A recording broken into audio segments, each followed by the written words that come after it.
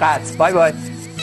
This news about چالنگی، یکی دیگر از کارمندان صدای آمریکا متهم به اذیت و آزار جنسی شد. مادر این شخص اومده به اصطلاح شکایت کرده. مادر این فرد که برای برگردوندن دخترش به ایران به واشنگتن سفر کرده، از اعضای این باند هم گفته و افرادی نظیر سازگارا، سور اسرافیل و فرهودی رو جزء این باند معرفی کرد. چندی پیش هم به دنبال شکایت یکی دیگر از مجریای زن همین شبکه تلویزیونی، رسوایی اخلاقی مهدی فلاحتی، از دبیران صدای آمریکا خبرساز شده بود که کار به دادگاه ها هم کشیده شد.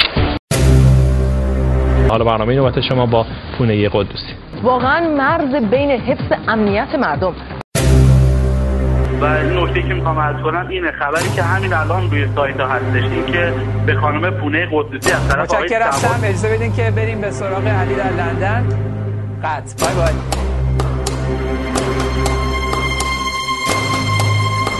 ناچار هستیم قطع بکنیم برای رعایت حال بینندگان دیگه و البته رعایت حال خود مجری. با برآمدن آفتاب از فراز البرز، توچال، سند و سبلان و دراق در شیراز و کوهساران آسماری و تابشان بر فلات ایران زده. روزگارتان خوش باد.